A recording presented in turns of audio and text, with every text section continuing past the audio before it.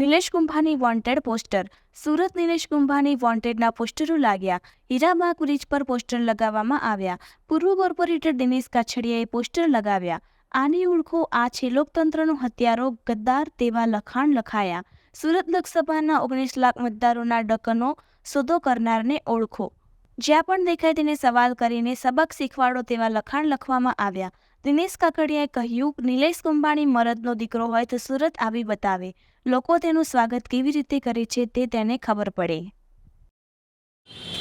મારો એક જ વાતને લઈને વિરોધ છે. સુરત લોકસભાનું ઇલેક્શન હતું.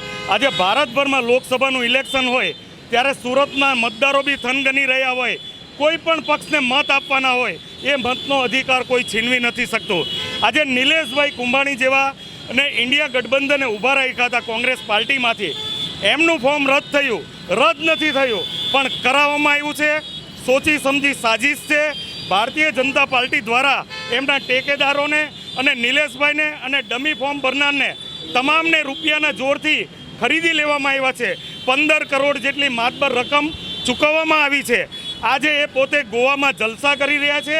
આજે જ્યારે 7 તારીખે મતદાન હશે, ગુજરાતમાં આખામાં લોકો મત આપતા હશે, સુરતની જનતા 20 લાખ લોકો શું ટીવીમાં બેસીને મતનો નજારો લેશે? આજે હું માનું છું લોકોના મતનો અધિકાર છીનવવાનો આ 4 જણને કોઈ અધિકાર નથી. એમને સજા થવી જોઈએ એવી અમારી માંગ છે. અને આ પેપરમાં આમાં લખેલું છે કે વોન્ટેડ છે. અગર મરદનો દીકરો હોય તો સુરતમાં રહેવું જોઈએ, લોકોની વચ્ચે રહેવું જોઈએ. જો એ ખોટો નથી તો ભાગી શું કામ ગયો? મારી એને ચેલેન્જ છે કે સુરતમાં અત્યારે આવીને બતાવ, લોકોનો રોષ તારી સામે કેટલો છે એ આપોઆપ ખબર પડી જશે.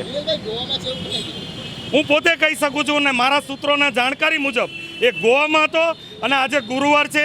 આજે કમલમ ખાતે પહોંચવાનો છે. ભારતીય જનતા પાર્ટીમાં પોતે વિધિવત જે પેલું વોશિંગ મશીન છે કે ભાઈ એ વોશિંગ મશીનમાં આજે પસાર થવાનો છે. કદાચ આટલો હંગામો થયો છે, કદાચ 2-5 દિવસ લેટ બી કરે, પરંતુ એ વોશિંગ મશીનમાં ફિટ થઈને ભારતીય જનતા પાર્ટીમાં જશે.